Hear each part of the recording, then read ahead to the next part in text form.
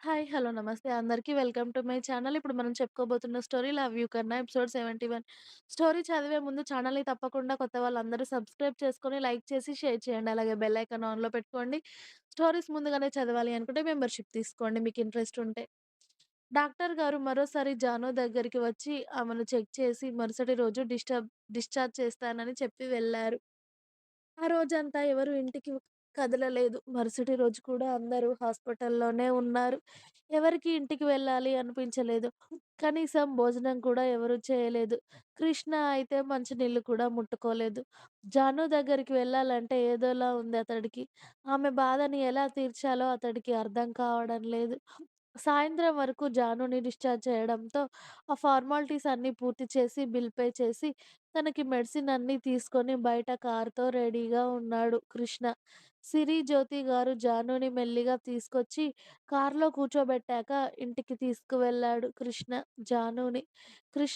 జానుని బయట నిలబెట్టి గుమ్మం దగ్గర ఎవరి కళ్ళు పడ్డాయో నా పిల్లల మీద, పెళ్ళయిందో లేదో ఇలా జరిగింది అని జానుకి, కృష్ణకి దిష్టి తీసి జానుని మెల్లిగా వాళ్ళ రూమ్‌లోకి తీసుకువెళ్ళి, జ్యోతి గారే స్వయంగా స్నానం చేపిస్తారు. జానుకి కాస్త ఫ్రెష్‌గా ఉండాలి అని.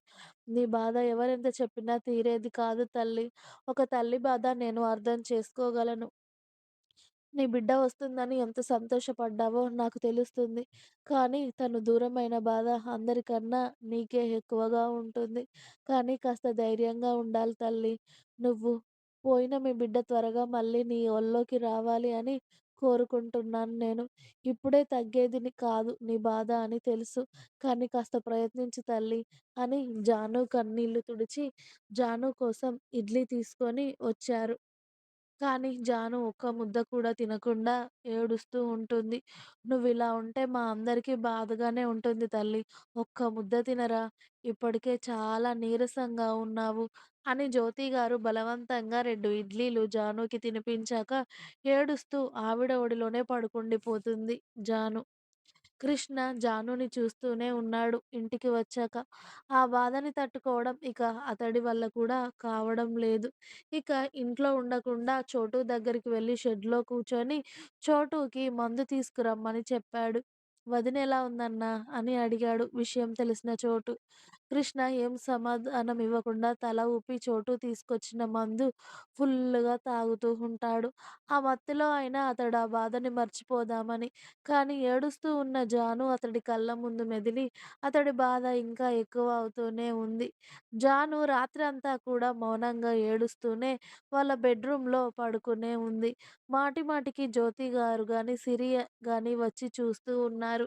కృష్ణ అర్ధరాత్రి ఫుల్లుగా తాగి ఇంటికి వచ్చాడు. ప్రసాద్ గారు ఇక చూసినా ఏమనలేదు కృష్ణని. ఎందుకంటే బిడ్డ పోయిన బాధలో ఉన్నాడు అని ఆయన కృష్ణని ఏమీ అనదలుచుకోలేదు. అందుకే చూసి కూడా చూడనట్టు ఊరుకున్నారు. జ్యోతి గారే "ఏమైనా తింటావా నాన్న" అని అడిగినా కూడా కృష్ణ సమాధానం చెప్పకుండా వాళ్ళ రూమ్‌లోకి వెళ్ళిపోయాడు.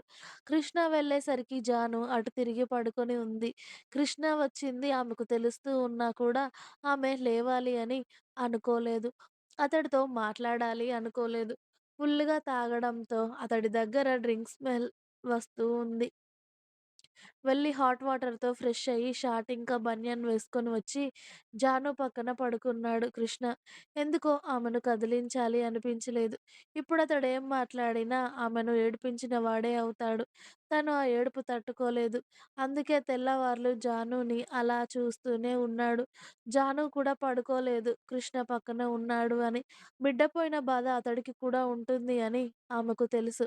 కానీ ఎందుకో అతడితో మాట్లాడాలి అనిపించక అతడు పడుకునే వరకు అలాగే ఉంది. ఎప్పుడో తెల్లవారేసరికి కృష్ణ నిద్రపోయాడు అని అతడు శ్వాస తీసుకునే వేగంలో తెలుస్తూ ఉంటే, మెల్లిగా అతడు వైపుకి తిరిగి చూసేసరికి గడ్డం పెరిగిపోయి, జుట్టు రేగిపోయి అంతా పిచ్చోడిలా కనిపించాడు. మొహమంతా పీక్కుపోయి ఉంది అతడిది. "సారీ కన్నా! మన బిడ్డని కాపాడుకోలేకపోయానురా నేను." అతడు చెంపపై చేయి వేసి, అలానే జాను కూడా కృష్ణని చూస్తూ నిద్రలోకి జారుకుంది. ఉదయాన్నే జ్యోతి గారు వచ్చి చూసేసరికి కొడుకు, కోడలు ఇంకా నిద్రపోతూ ఉంటారు. ఇక వాళ్ళని లేపాలి అనిపించక ఇంట్లో పనులన్నీ చేసుకుంటూ ఉంటారు ఆవిడ. ఉదయాన్నే ప్రసాద్ గారు లేచి, "పిల్లలు జాగ్రత్త, వాళ్ళని కాస్త చూస్తూ ఉండు జ్యోతి" అని చెప్పి ఆయన షాప్‌కి వెళ్ళిపోతారు. సిరి కూడా డల్‌గా లేచి హాల్‌లో కూర్చొని ఉంది. హారిక, సుజాత గారు రోజుకు 4 సార్లు సిరికి ఫోన్ చేసి జాను ఎలా ఉందో కనుక్కుంటూనే ఉన్నారు. కానీ కూతురి బాధకి ఆవిడ కూడా చాలా డల్‌గా అయిపోయారు. సుజాత గారు కూతురు గురించి ఆలోచించి ఆవిడ కూడా ఏడుస్తున్నారు రోజు. మధ్యాహ్నం వరకు లేచిన కృష్ణ,